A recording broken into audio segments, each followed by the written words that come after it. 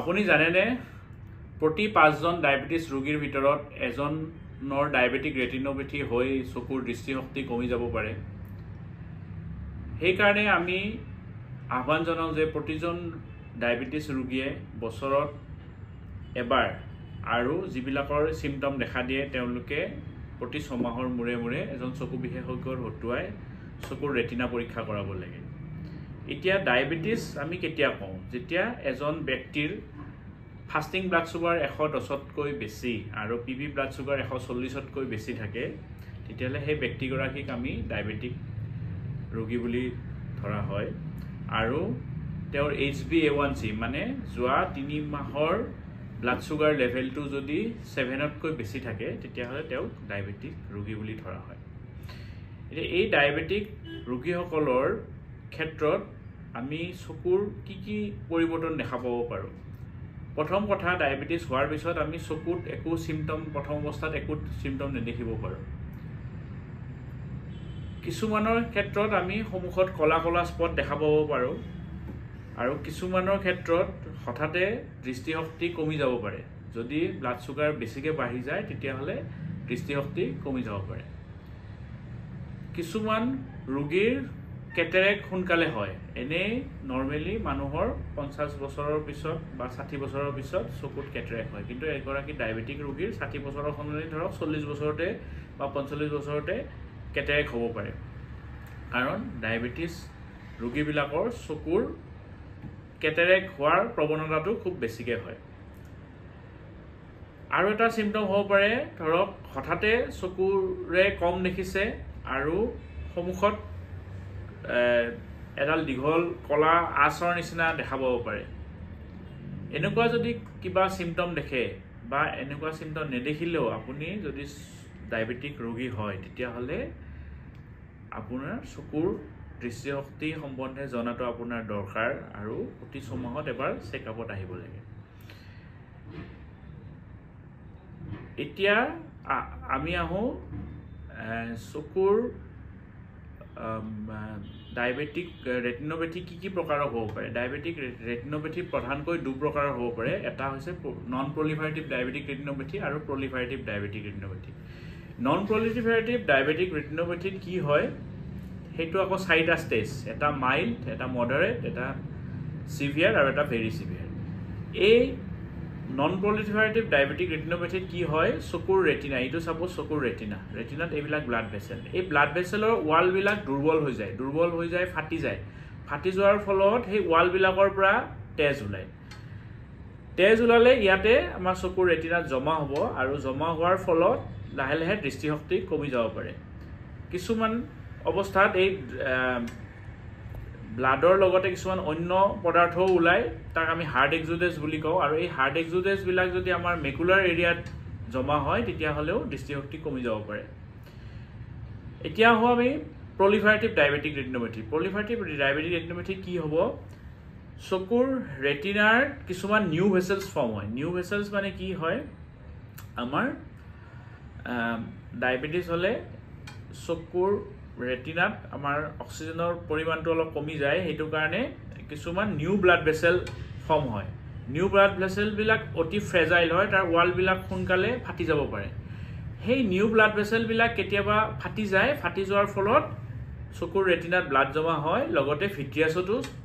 Blood জমা হয়। ইয়াৰ ভিট্ৰিয়াছত blood জমা হ'লে ইয়াক আমি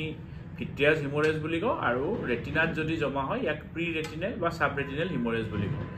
এই হিমৰেজ যদি বেছিকৈ হয় তেতিয়াহলে হঠাতে ব্যক্তি এজনৰ দৃষ্টিশক্তি লোপ পাব পাৰে। এতিয়া ইয়াৰ ট্ৰিটমেণ্ট সম্বন্ধে নন প্ৰলিফাৰেটিভ ডায়াবেটিক ৰেটিনোপেথি যদি আমি প্ৰাৰম্ভিক অৱস্থাতে ধৰা পেলাওঁ তেতিয়াহলে আমি সুগাৰ কণ্ট্ৰল কৰি প্ৰেছাৰ কণ্ট্ৰল কৰি লগতে চকুৰ এণ্টিঅক্সিডেণ্ট টেবলেট খাই আমি ইয়াৰ ট্ৰিটমেণ্ট কৰিলে প্ৰাৰম্ভিক অৱস্থাতে ফলপ্ৰসূ ট্ৰিটমেণ্ট কৰিব পাৰি। কিন্তু যদি প্ৰাৰম্ভিক অৱস্থাত ট্ৰিটমেণ্ট নকৰি ৰোগীগৰাকীয়ে দেৰিকৈ আহে তেতিয়াহলে কি হ'ব এই নন প্ৰলিফাৰেটিভ ডায়াবেটিক ৰেটিনোপেথিটো প্ৰলিফাৰেটিভ ডায়াবেটিক ৰেটিনোপেথিলৈকে পৰিৱৰ্তন হয়। তেতিয়া আমাৰ লেজাৰ ট্ৰিটমেণ্ট দৰকাৰ হ'ব পাৰে লেজাৰত কি কৰে আমাৰ চকুৰ ৰেটিনা যিবিলাক জাগাৰ পৰা ব্লাড ওলায় সেই জাগাবিলাক বাৰ্ণ কৰি দিয়ে মানে পুৰি দিয়াৰ ফলত তাৰ পৰা আৰু ব্লাড নোলায় কিন্তু পুৰি দিলে কি হ'ব সেই পাৰ্টিকুলাৰ সেলটো মৰি যায় মৰি লেজাৰ ট্ৰিটমেণ্ট কৰি ব্যক্তি এগৰাকীয়ে যিখিনি ভিছন লছ হ'ল সেইখিনি ঘূৰাই আনিব নোৱাৰি কিন্তু ভৱিষ্যতে যাতে আৰু ভিছন লছ নহয় সেই তাৰহে উপায় কৰিব পাৰি আজিকালি কিছুমান এন্টি-VEGF ইনজেকশন ওলাইছে কাৰণ এই নিউ ব্লাড ভেসেলবিলাক যেতিয়া ফৰ্ম হয় তাতে আমাৰ VEGF বুলি এটা ফেক্টৰ ৰিলিজ হয় ইয়াক কোৱা হয় ভাস্কুলাৰ এণ্ডথেলিয়েল গ্ৰোথ ফেক্টৰ এই ফেক্টৰটো যদি বেছিকৈ ৰিলিজ হয় তেতিয়াহ'লে নিউ ভেসেল বেছিকৈ ফৰ্ম হ'ব তেতিয়া পলিভাইটিভ ডায়াবেটিক ৰেটিনোপেথি হৈ মানুহজনৰ দৃষ্টিশক্তি বেছিকৈ লোপ পাব গতিকে তেনেকুৱা ক্ষেত্ৰত যদি মেকুলাৰ এৰিয়াত যদি আমাৰ তেনেকুৱা দেখা যায় যে নিউ ব্লাড ভেসেল ফৰ্ম হৈছে বা ধৰক আপোনাৰ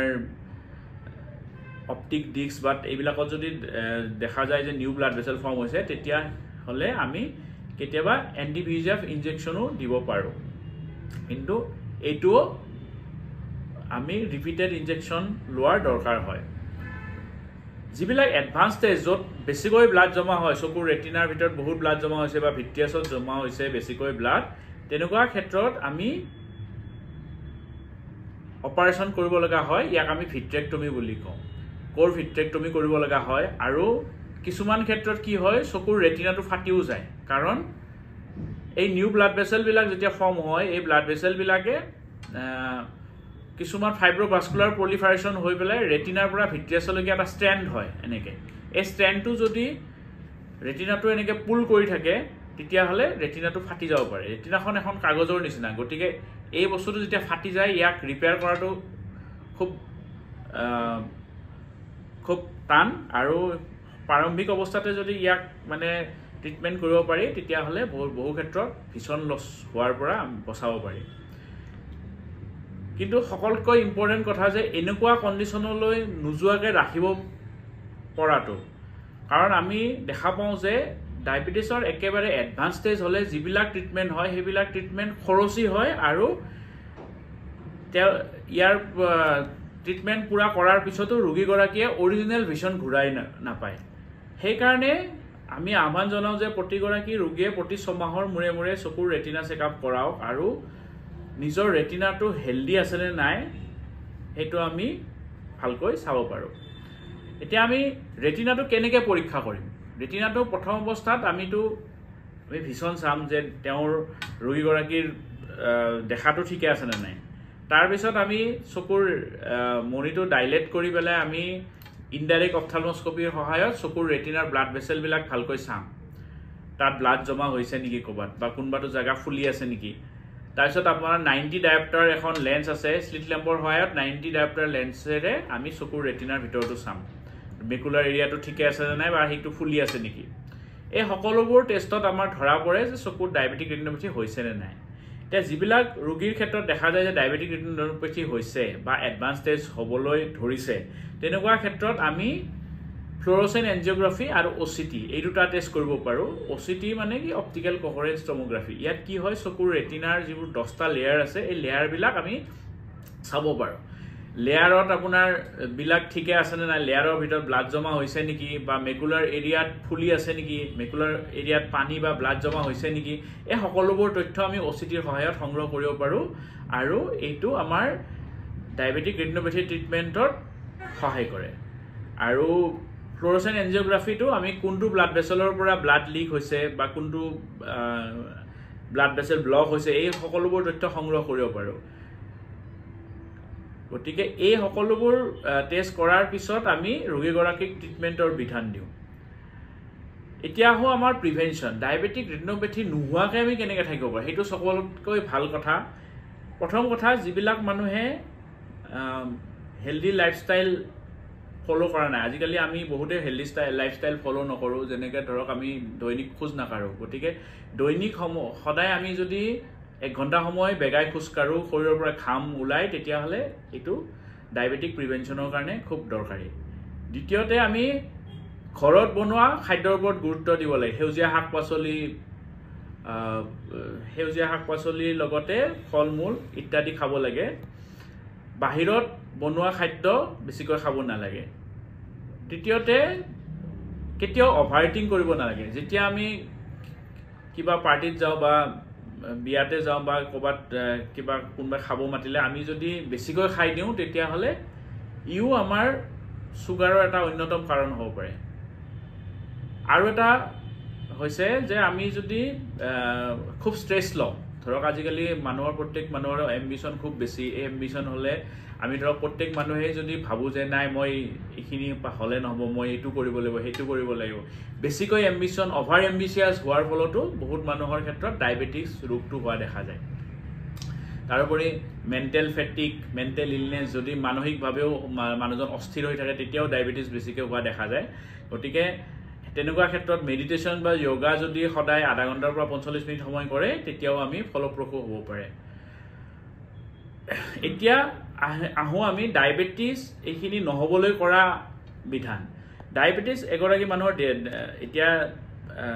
ডায়েগনচিছ হৈছে তেতিয়াহ'লে তেওঁ কি কৰিব লাগে এটাটো হৈছে এই সকলোবোৰ ওপৰত কোৱা সকলোবোৰ বিধানে মানি চলিব লাগিব তাৰ বাহিৰেও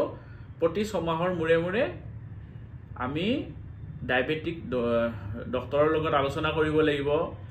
চুগাৰৰ টেষ্ট কৰিব লাগিব ফাষ্টিং পিপি HbA1c এই সকলোবোৰ টেষ্ট কৰিব লাগিব তাৰোপৰি প্ৰতি 6 মাহৰ মূৰে মূৰে এজন চকুৰ ডক্টৰৰ লগত কনসাল্ট কৰিব লাগিব যাতে চকুৰ ৰেটিনাটো পৰীক্ষা কৰিব পাৰি চকুৰ ৰেটিনা যদি আমি ভালকৈ পৰীক্ষা কৰোঁ তেতিয়াহ'লে আমি ভৱিষ্যতে তেওঁলোকে যাতে ডায়েবেটিক ৰেটিনোপেথি নহয় সেই সম্পৰ্কে